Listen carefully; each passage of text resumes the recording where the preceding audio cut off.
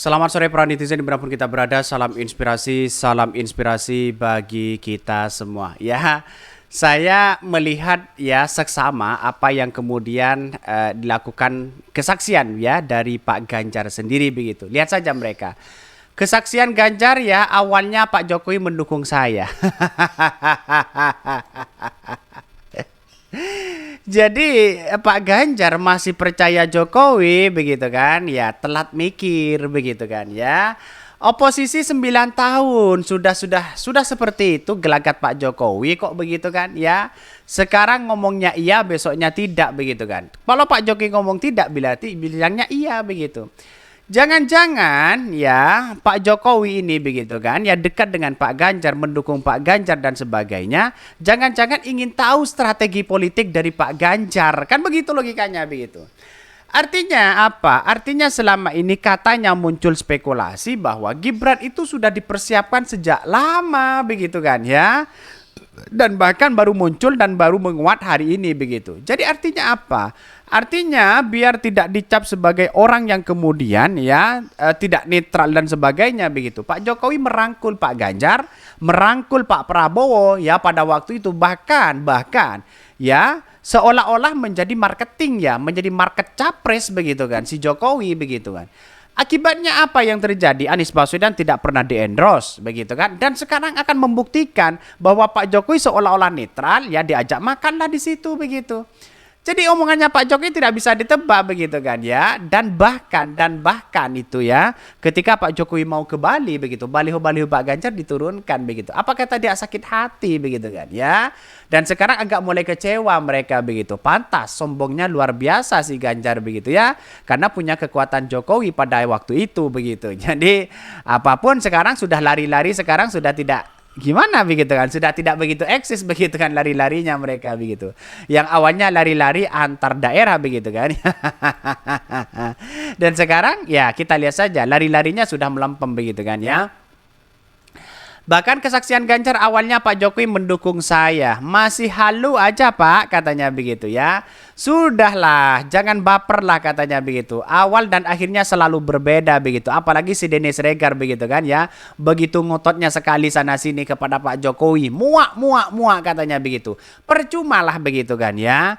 Jadi pemikiran-pemikiran pendukung-pendukung Pak Ganjar hari ini semuanya telat mikir begitu ya. Kenapa saya katakan seperti itu begitu? Kenapa baru sekarang merasakan? Ya, sedangkan oposisi 9 tahun sudah merasakan berkali-kali seperti itu begitu kan? Jadi mungkin junjungannya mereka karena dekat dengan Pak Jokowi, kekuasaan gampang begitu ya. Punya backingan kuat mereka begitu. Dan sekarang segera mulai kecewa mereka. Ini coba kalau ketum sampean bisa meniru sikap sampean ya nurut hormat kepada presiden. Bukannya ngebully dengan istilah konyol. Itu mungkin beliau ya masih dukung ente katanya ya. Bahkan kami pendukungmu Pak Ganjar, Pak Mahfud, Tuhan pasti berpihak pada kebenaran dan ketulusan ya katanya ya. Gimana mau terus mendukung wong di situ ya. Juga ya gagalin usaha Pak Jokowi untuk mengadakan U20. Ini logika paling gampang loh begitu. Betul sekali begitu kan. Logikanya sangat sederhana begitu. Karena Pak D tahu ya, Anda nggak berani ambil keputusan demi negara kalau masih dibayang-bayangin ini ya. Lalu begitu kan, ya nggak berani apalagi berlawanan dengan kepentingan asing begitu. Menarik begitu sebenarnya begitu kan. Mengapa? Mungkin Pak Jokowi akan tunduk begitu kan kepada petugas partai kalau memang dia tidak punya wewenang begitu kan. Karena Pak Jokowi punya kekuasaan seperti Pak Ganjar masih tunduk kepada partai terkait dengan penolakan U20 begitu kan. Sampai bergulir hari ini. Kita bayangkan begitu. Lihat saja mereka begitu kan. Dan masyarakat akan mengecap begitu kan terkait dengan anak-anak muda yang sekarang ini yang begitu ya begitu menyesal sekali begitu. Sudah dipersiapkan lama tiba-tiba batal begitu.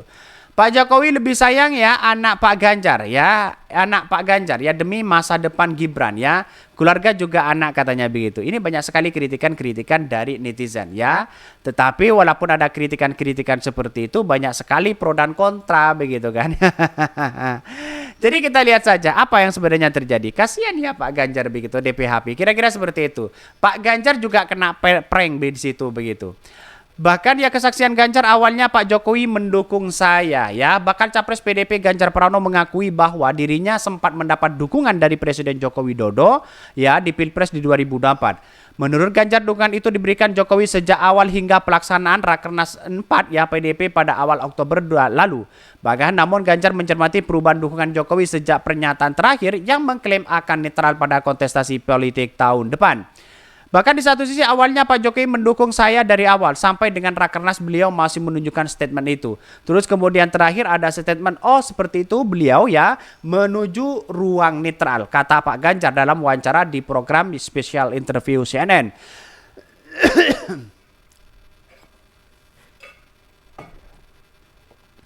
Bahkan Ganjar mengatakan bahwa Jokowi akan mendukung semua calon Pilpres di 2024 ya. Bahkan ia mengaku menghormati sikap Jokowi untuk tidak memihak pada salah satu pasangan capres meskipun anaknya Gibran Rakabuming Raka sebagai cawapres dari Prabowo Subianto. Menurut Ganjar, posisi Jokowi untuk netral patut dihormati. Ia mengaku telah mengungkapkan Jokowi sebagai mentor politiknya kan.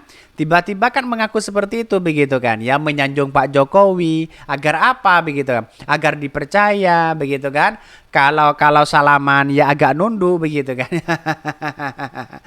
Jadi perdebatan seperti ini begitu kan agak gimana begitu kan ya melihat dengan adanya situasi politik Pak Jokowi begitu kan. Yang kemudian si PHP begitu kan ya.